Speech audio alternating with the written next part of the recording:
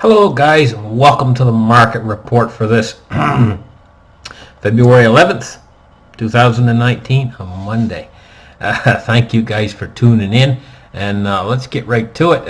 Let's first talk about the Baltic Dry Index. I'm going to tell you what, there's a market slowdown in China, and I think this has an awful lot to do with the drop-off, the precipitous drop-off in the Baltic Dry Index. That's the first thing we're going to look at when we open up the charts.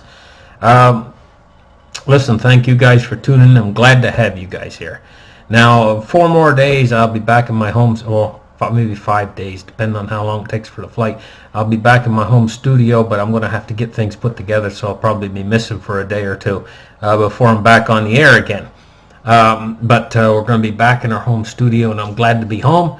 I'm going to be glad to be doing broadcasts from home. So anyway, let's get the chart started right here. Whoop. I'd like to be working from a mouse much better. But anyway, let's look at the Baltic Dry Index. And what we're looking at here is a precipitous drop in the Baltic Dry Index. It's down to 601 right now, and I'm going to tell you, it's been dropping really big time, fast, scary fast. This is an indicator of just exactly what's going on with this slowdown. Really good indicator. Let's get on to the charts here, and let me narrow this chart in a little bit so I can get at my page. There we go. That's better. Okay, so let's take a look at the German bank right now, Deutsche Bank. She's at 736 euros.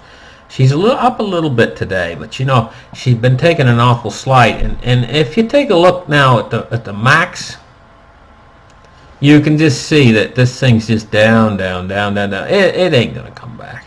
It ain't going to make a comeback. It's just, the question is at this point is how long is it going to take to fall? And when's it going to finally fall off a cliff? It's just steady decline. This is a dying bank, but it's taken an awful long time to die. What's this article here? Eurozone warning EU banks panic at huge Italian debt. France and Germany are at risk from a huge Italian debt in the banking system. Italy, there's no real saving this either. This is just like Deutsche Bank. Italy's just a matter of time. The debt's just too big. Nobody can handle it. 1.5 trillion euros worth of debt. Cash-strapped government in Rome grapples with a weak economy which is tumbling into recession, and 1.5 trillion in public debt, and financial institutions that are basically insolvent. It's just getting worse and worse with Italy. It's just, the question is, again, just like Deutsche Bank, is how much longer can this hang on? So we're going to get right into the markets now, into the meat of the program. First, we'll start with silver, which is down today a little bit. One of the big questions I have is if Italy is having all this trouble, how come Italy has seen such record investor demand for the 30-year debt? Well, I'll tell you what, the European Central Bank, the bankers are buying this stuff. It says the country received 41 billion in orders for their bond offerings. Italy has received record demand for its latest debt sale with 41 billion of orders for the 30-year paper. It's absolutely ridiculous what's going on. Well, back to the silver price again. We're looking at a little bit of a down price on silver today, 13 cents down. They want to buy Italian debt, but they don't want to buy silver.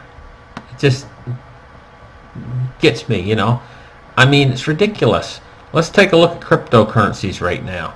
Now, cryptocurrencies had an up, a spike upwards, and what they've been doing all day long is they've been maintaining that. This is a very positive sign, for cryptocurrency. The fact that they had this spike upwards to $3,711, and now it's maintaining above $3,600 for such a long period of time. This is a good signal. Let's take a look at cryptocurrency market capitalizations. Now remember last shows I was doing, it was like 113 billion, 111 billion, whatever. Now it's 121 billion.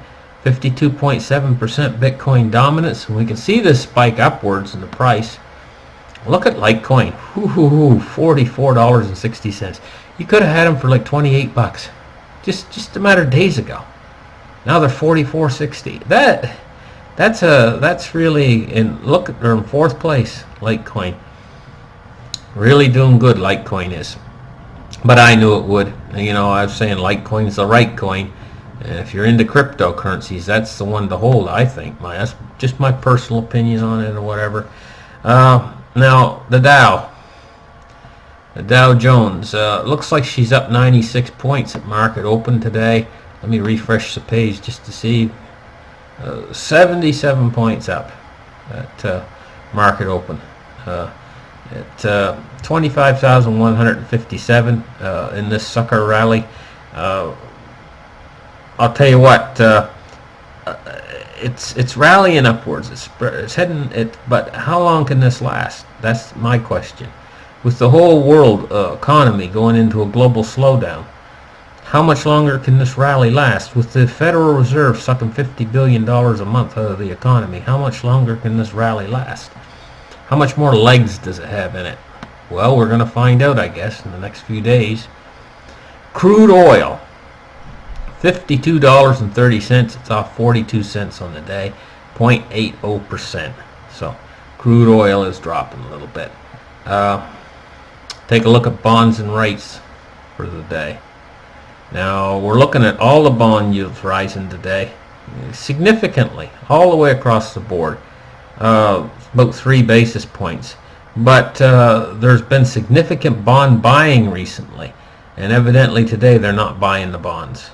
So the bond yields are starting to rise. These bond yields right now are way lower than I expected them to be at this period in time. It's because we've seen record bond buying, and the investors, you know, have been going for bonds big time because they're scared, and they consider this to be the best place to put your money in as a safe haven. This is what's been going on. They get more scared, they'll go to gold. Okay, take a look at this, 96.99 on the US dollar, and it's spiking upwards today. And this is what's taking gold down a little bit, is the fact that the US dollar is spiking upwards. So we got 96.99 on the US dollar. Yeah, that's the Baltic Dry Index. It's scary how that's dropping off. And remember I showed you Chinese factory production there yesterday, how it's dropping off. You can compare that pretty much to the Baltic Dry Index. It's got the same look to the chart. It's following, the two charts are following each other almost exactly, you know.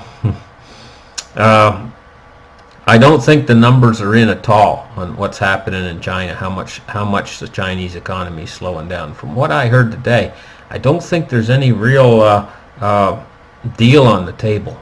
There's meetings and stuff going on to resolve this situation in China with the trade war, but the thing is they haven't really come to any sort of conclusion yet to what they're actually going to do.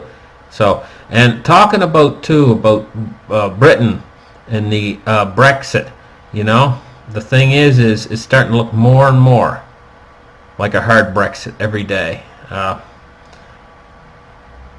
There was a deal they're trying to put through today that was turned down by Theresa May, where they were going to Corbyn, the deal. It was turned down. Everything just keeps pointing more and more toward a hard Brexit coming up on the 29th of March. And at a certain point, the markets are going to realize, hey, you know what? I mean, have the markets priced that in yet at all? I don't think so. The markets are pricing in things that like China making a deal. They're pricing that in already, you know, and they haven't priced in things that are very negative yet at all. The Brexit, I don't think, is priced in at all. The impact that could have on the economy.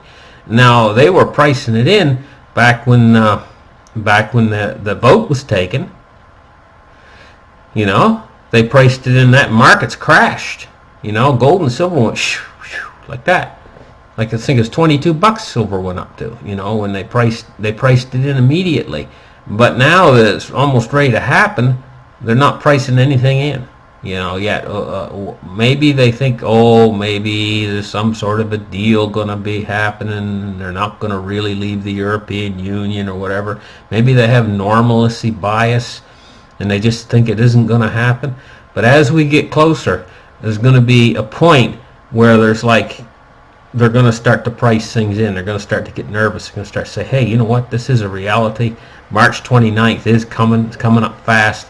Probably when we get in early March, they're going to start to say, hey, you know what? Panic time. They're going to hit the panic button. Anyway, listen, thank you guys for listening to this market report.